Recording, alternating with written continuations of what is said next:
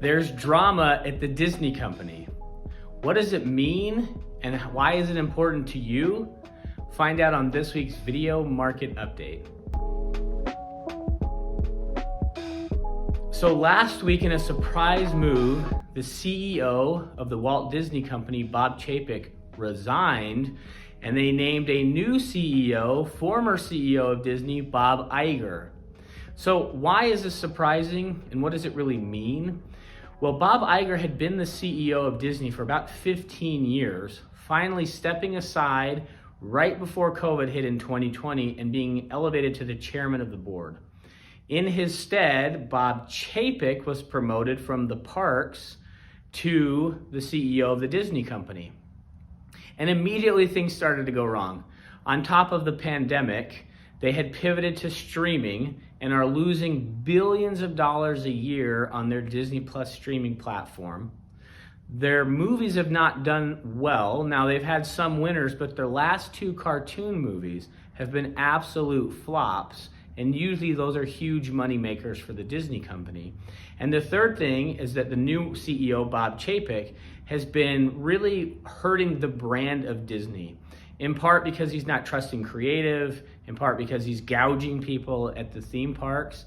In fact, since COVID, people on average are spending 40% more in a Disney park than they were pre-COVID.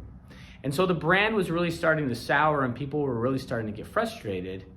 But maybe more importantly to the board, the stock is down 31% this year.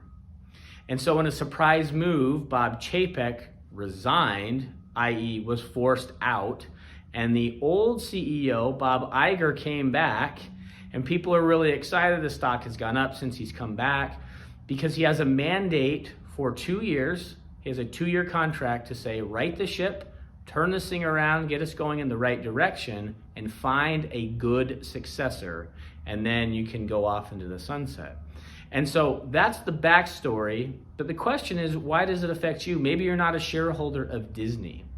Why it matters is for 2 reasons. One, the Disney company is one of the 50 largest companies in the United States by revenue, and is one of the 30 companies that is made up of the Dow Jones Industrial Average. So those 30 companies determine what happens with the Dow Jones. And the Dow has actually done better than the S&P and the NASDAQ this year.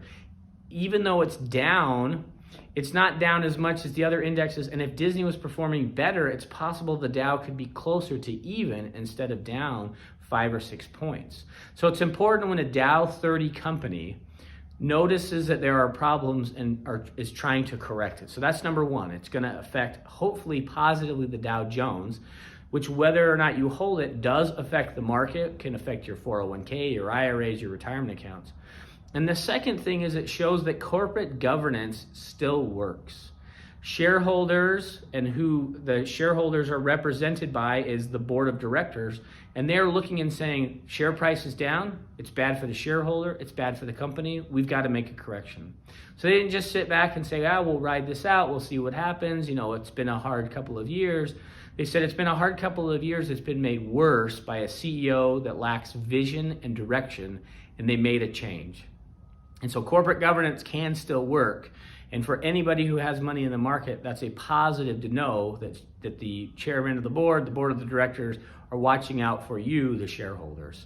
So that's a little bit about the turmoil and the drama at the Walt Disney Company. If you have any questions on this or anything that you're seeing in the market, let me know. But as always, I hope you make it a great week.